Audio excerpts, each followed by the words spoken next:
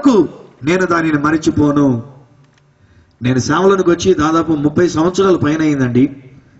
దేవునికి నా జీవితాన్ని అంకితం చేసుకుని 1976లో నేను అంకితం చేసుకున్నాను గనక ఇప్పటికీ ఎన్ని సంవత్సరాలు ఆలోచన చేయండి. నేను అనువాదం చేయడం మొదలుపెట్టి 25 సంవత్సరాలు దాటిపోయిందండి. 1981 నుంచి నేను అనువాదం చేయడం మొదలుపెట్టాను. పెద్ద పెద్ద దొరలకి, మహా నాయకులైనటువంటి వారికి, చాలా పెద్ద పెద్ద సంస్థలు కలిగినటువంటి వాళ్ళకి తర్జుమాలు చేశాను. కానీ రోజున స్నేహితులారా, వాళ్ళు బయట దేశాల నుంచి వచ్చినటువంటి వాళ్ళకి నేను తర్జుమాలు చేసినప్పుడు వాళ్ళు అంటారు, బ్రదర్ సువార్త రాజు గారు, you must come to our church and preach అంటాడు వాడు. నా తర్జుమా విని ఆయన నోట మాట బయటకు వచ్చి రావడంతో దాన్ని తర్జుమా చేసి నేను చెప్తానంటే ప్రసంగం అయిపోయిన తర్వాత ఎప్పుడైనా పలకరిస్తే దొరలు అంటారు, మీరు మా ఊరు రావాలండి, మా దేశం రావాలండి, మా చర్చిలో మీరు మాట్లాడాలండి. ఆడు మన ఊరు దాటి అలా బయటికి వెళ్ళి విమానం ఎక్కుతాడు, ఎక్కడో పూర్తిగా మర్చిపోతాడండి. ఎందుకంటే మనిషి కనుక ఎంతటి దొరలైనా. ఒకరోజు నాకు చాలా బాధ అనిపించింది. ఒక ఆయన అన్నాడు, నువ్వు ఇంగ్లాండ్ దేశానికి రావాలని అడుగుతున్నాను, నా కొరకు ఒక వారం రోజులు ఈ మీటింగ్లు నేను చూస్తున్నా కనుక, ఇక్కడ జరుగుతున్న మీటింగ్లు చూస్తున్నా కనుక మా సంఘాలలో సాక్ష్యం చెప్తూ అద్భుతంగా మీటింగ్లు జరుగుతాయి ఇక్కడ ఆంధ్రాలో అని చెప్పేసి నువ్వు ఒక మాట చెప్తూ, కానీ ఒక్క వారమే నాతో పాటు ఉంది, కానీ మిగతా 3 వారాల్లో నువ్వు ఇంగ్లాండ్లో ఎక్కడైనా జరగవచ్చు, నేను వీసా తీసుకుంటాను, తీసుకెళ్తాను అన్నాడు. నేను అన్నా, నాతో అబద్ధాలు చెప్పొద్దు అన్నాను. నేను ఐ డోంట్ లైక్ దీస్ లైస్. ఈ అబద్ధాలు నాకు ఇష్టం లేదా, విసిగిపోయానయా. ఇలా చెప్పిన వాళ్ళు ఎంతో మంది చెప్పారు, నువ్వు అందులో ఒకడివి. నేను నమ్మట్లే. ఒక్కొక్కసారి నాకు బాధ వేసి దేవుడి మీదనే నాకు బాధ అవుతుంది. అసలు నిజంగా దేవుడు అంటున్న నమ్మకత్వాన్ని, నా యథార్థతని నేను ఎవరి దగ్గర అడ్రస్లు తీసుకోకుండా, ఎవరికి నా అడ్రస్లు ఇవ్వకుండా ఇంత నిజాయితీగా నేను పనిచేస్తున్నప్పుడు ఎందుకు దేవుడు నన్ను ఇంకా ఇంతవరకు బయటికి తీసుకుని వెళ్ళలేదు? దేవుడు కూడా ఒక్కొక్కసారి అలా మర్చిపోయినటువంటిది అని చెప్పేసి అని ఆ రోజు నేను విసిగిపోయి ఆయన గట్టిగా తిట్టేసాను పట్టుకొని. నల్లదొర ఆయన, బ్లాక్ అమెరికన్ అనమాట. ఆయన ఇంగ్లాండ్ దేశంలో అనుకున్న మినిస్ట్రీని బట్టి అడిగాడు ఆయన. అయితే స్నేహితులారా, ఇప్పుడు చెప్తాను వినండి. ఒకనొక సమయంలో ఒకరెవరో దొరలు, ఎవరో తెలిసినటువంటి దాన్ని బట్టి మా సంఘస్థులు అయినటువంటి మా సంఘ సభ్యుని యొక్క మేనగోళ్ళు ఆ ఇంగ్లాండ్ దేశంలో నుండి వాళ్ళు వస్తుంటే పరిచయం చేసి, వెళ్ళండి సామలకోట్ల, ఆ పాస్టర్ గారు చక్కగా తర్జుమా చేస్తారు, మా మామయ్య అక్కడ ఉన్నారని చెప్తే వాళ్ళు వస్తానంటే వాళ్ళు ఎవరో బయట వాళ్ళుగా నాకు సంబంధించిన వాళ్ళు కాదు కనుక నేను అసలు లెక్కే చేయలేదు వాళ్ళని. 2 దినాలు మీ దగ్గరికి రావాలనుకున్నామంటే నేను అన్నాను, ఒక్కరోజే నేను ఉంటాను, ఇంకో రోజు నేను ఉంటే ఉండండి, మీరు వెళ్ళిపోండి అన్నాను. వాళ్ళు ఆ ఒక్కరోజుకి వచ్చారు వాళ్ళు నా దగ్గరికి.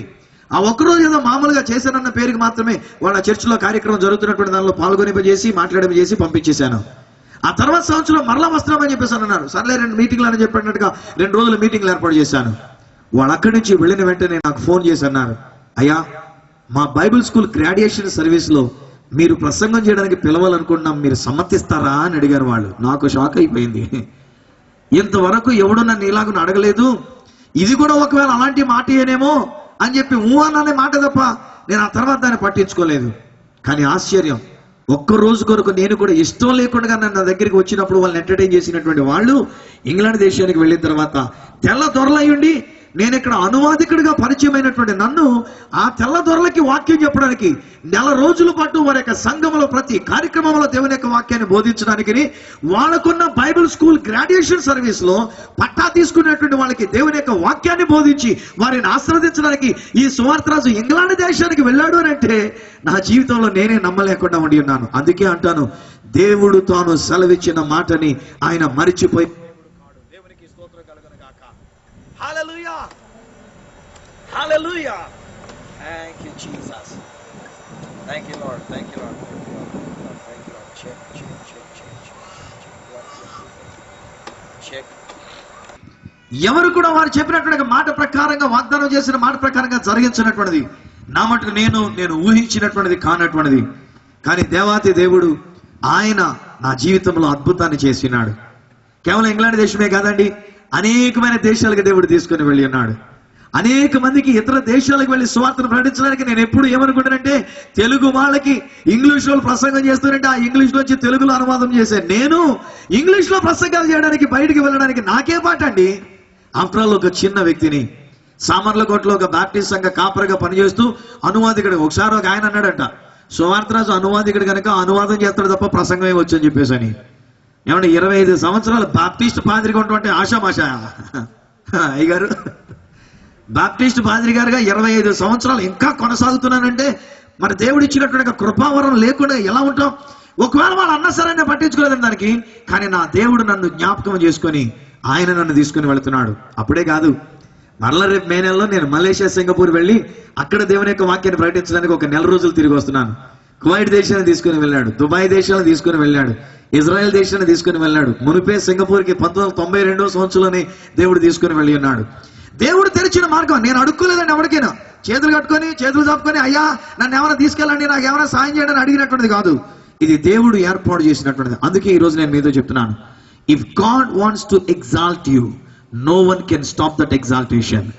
దేవుడు నిన్ను హెచ్చించాలి, నిన్ను ప్రమోట్ చేయాలి అని దేవుడు తలంచినప్పుడు, దేవుడు వాగ్దానం చేసినప్పుడు, ఈ రాత్రి దేవుడు అంటున్నాడు, దేవుడు జ్ఞాపకం చేసుకొని ఏం చేస్తాడో తెలుసా అండి, ఈ పానదాయకుల అధిపతి మరిచిపోయాడు.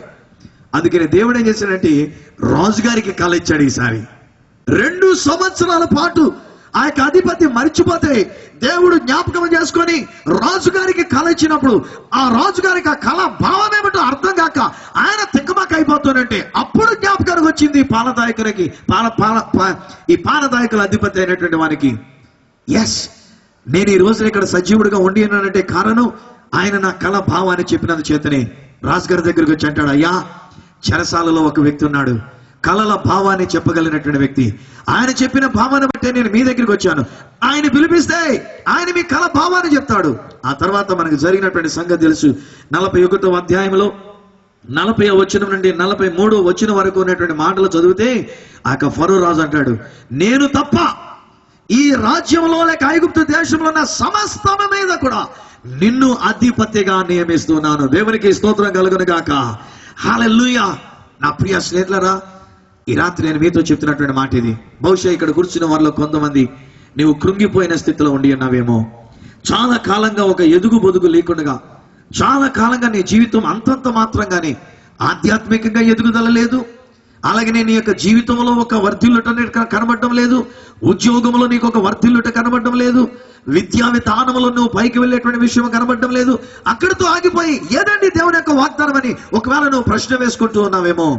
ఈ రాత్రి దేవుని యొక్క వాక్యాన్ని బట్టి నేను తెలియజేస్తున్నటువంటి మాట ఏమనగా, దేవాతి దేవుడు యెహోవా అంటున్నాడు, తాను సెలవిచ్చిన మాటను 1000 తరముల వరకు ఆయన దానిని జ్ఞాపకము చేసుకునేటువంటి దేవుడు. 105వ కీర్తన 8వ వచనం అంటాడు, అబ్రహాముతో తాను చేసిన నిబంధన, ఇస్సాకుతో తాను చేసిన ప్రమాణమును నిత్యము ఆయన జ్ఞాపకము చేసుకునే దేవుడు. కన్నీటితో ఉన్నావా? నీ కన్నీరు తుడవడానికి అద్భుతాన్ని జరిగించి నిన్ను జ్ఞాపకం చేసుకోవడానికి ఇష్టపడుతున్నాడు ఆయన. ఒకవేళ నీ జీవితంలో కృంగిపోయి ఉన్నావా, డిప్రెషన్లో ఉండి ఉన్నావా, ఎందుచేత నా జీవితంలో కార్యం జరగట్లేదు, ఎందుకు నా కుటుంబంలో ఈ పరిస్థితి జరగటం లేదు, నా బిడ్డకు వివాహం జరగటం లేదు, ఎంత కాలమైంది మేము కనిపెడుతూ ఎప్పుడు చూచినా అదే స్థితిలో ఉండి ఉన్నాం, వై దిస్, ఎందుకు ఈ పరిస్థితి ఎలాగునా? బహుశా పరిస్థితి నిన్ను కృంగదీసి డిప్రెషన్లోకి తీసుకుని వెళ్ళి ఉన్నదేమో. ఈ రాత్రి నేను అంటున్నాను, దేవుడు మరిచిపోయే దేవుడు కాడు.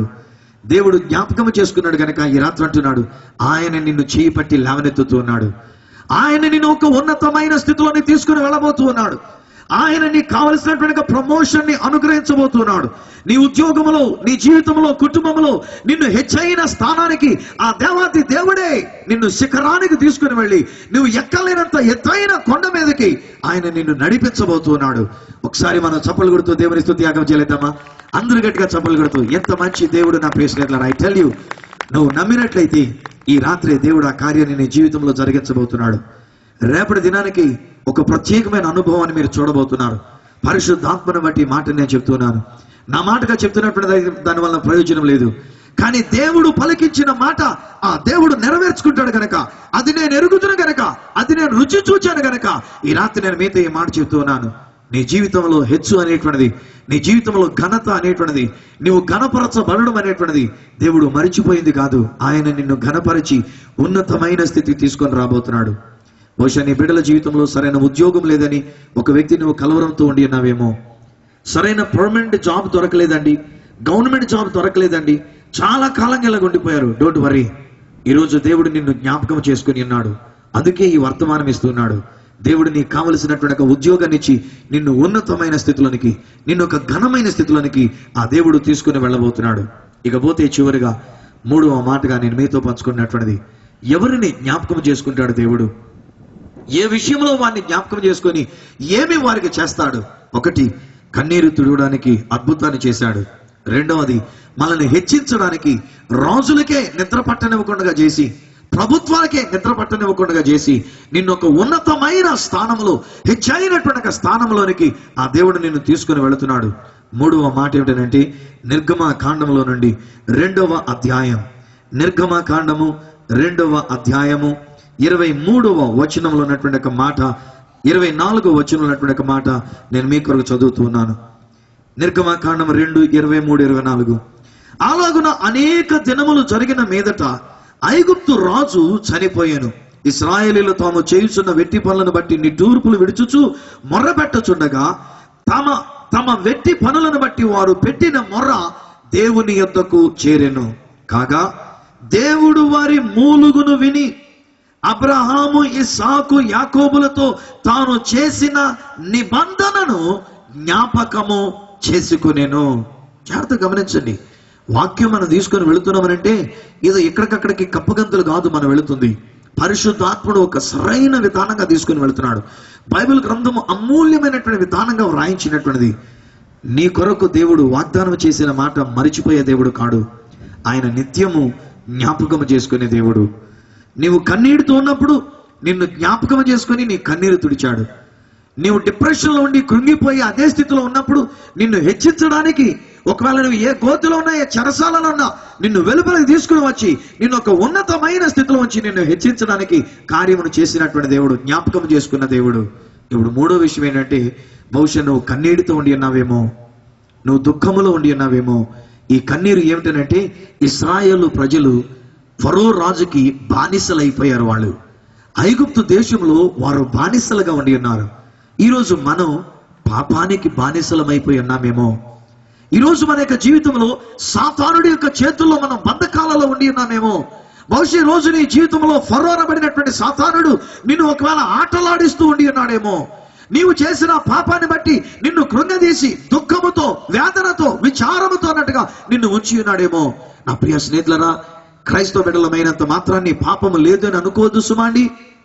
ఒకవేళ ఒకానొకప్పుడు నువ్వు రక్షింపబడినది మంచిదే, కానీ ఆ తర్వాత ఒకవేళ నీ జీవితంలో ఏ విధముగా ఒకవేళ నీ విశ్వాసంలో నువ్వు పడిపోయిన స్థితిలో ఉండి ఉన్నావో, ఏ విధముగా నువ్వు బానిసత్వంలోనికి వెళ్ళి ఉన్నావో, దేవుడు అబ్రాహామును పిలిచాడు, వాగ్దత్త దేశాన్ని ప్రమాణం చేశాడు, ఇదిగో పాలు తేనెలు ప్రవహించే దేశానికి మిమ్మల్ని తీసుకుని వెళ్తానని.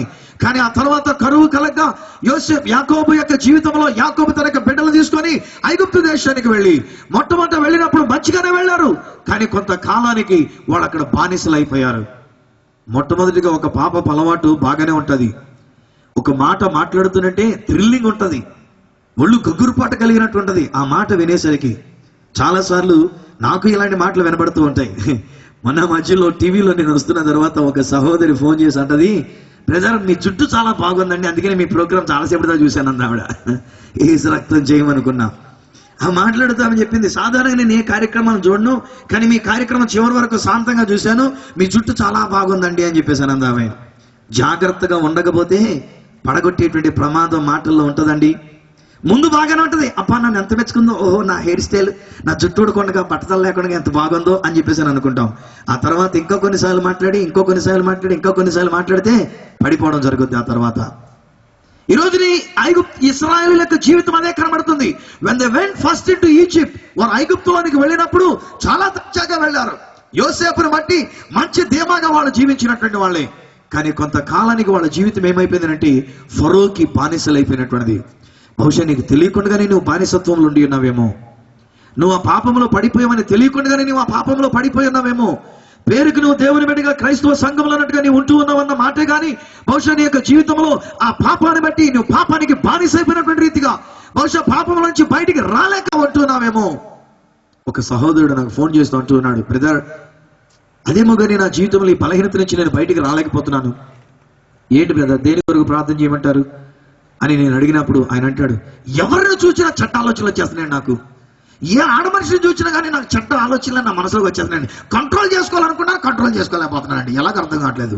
నేను బ్రదర్ నేను కూడా చేయగలిగింది ఏం లేదు, అది నీ చేతుల్లోనే ఉంది. నేను ప్రార్థన అయితే చేస్తాను, కానీ ప్రార్థన చేసినంత మాత్రాన్ని నువ్వు కంట్రోల్ చేసుకోలేకపోతే ఎవడు నిన్ను కంట్రోల్ చేయలేడు. నీ శరీరాన్ని దేవుని చేతులకు అప్పగించుకొని, నీ అవయవాల్ని దేవునికి అప్పగించేసుకొని, వాటి మీద అజమాయిషి అయినటువంటిది దేవునికి అప్పగించి, దేవునికి దాసునిగా నీ అవయవాల్ని నువ్వు అప్పగించగలిగినట్లయితే అప్పుడు దేవుడు నిన్ను కంట్రోల్లో ఉంచడానికి అయినటువంటి రీతిగా కనబడుతున్నటువంటిది. ఈ రోజున బహుశా మనలో కూడా కొంతమంది మేము అలా అనుకుంటున్నామేమో, అయ్యా నేను మందు కొట్టడం ఆపేయాలని ఉందిగానండి, నేను ఆపలేకపోతున్నానండి.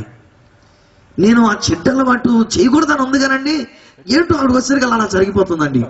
నేను ఆ మాట మాట్లాడకూడదని, ఎదురాడకూడదని, నా పొరుగు వాళ్ళని ప్రేమించాలనే ఉందండి. కానీ ఏమిటో ఒక్కొక్కసారి అమాంతంగా కోపం వచ్చేస్తుందండి. ఇంట్లోనే తిట్టేస్తున్నాను, బయటలో తిట్టేస్తున్నాను. బహుశా ఈ రోజు నీ జీవితంలో కూడా బానిస అయిపోయి ఉన్నావేమో, బానిసగా ఉండి ఉన్నావేమో.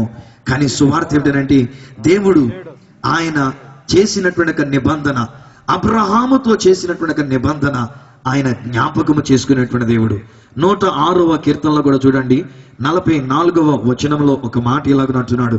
106వ కీర్తన 44వ వచనం, ఆయనను వారి రోదనము తనకు వినబడగా వారికి కలిగిన శ్రమను ఆయన చూచెను, వారిని తలంచుకొని ఆయన తన నిబంధనను జ్ఞాపకము చేసుకొనెను.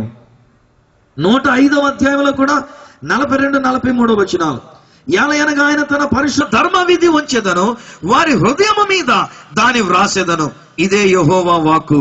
34 రెండవ భాగంలో నుంచి వచ్చినట్లయితే, నేను వారి దోషములను క్షమించి వారి పాపములను ఎకను ఎన్నడును జ్ఞాపకము చేసి కొనను గనుక అల్పులేమి గనులేమి అందరూ నన్ను ఎరుగుదురు, ఇదే యెహోవా వాక్కు. ఆనాడు అబ్రహాముకు చేసిన నిబంధన, ఆనాడు ఇశ్రాయేలీయులతో చేసిన నిబంధన, ఈ విషయాలు కనుక మనం ఆలోచన చేస్తే ఈనాడు దేవుడు మనతో ఒక మాట అన్నాడు, I will make a new covenant with you. నేను మీకు ఒక నూతన నిబంధన. వాళ్ళతో చేసే నిబంధన ఏంటండి?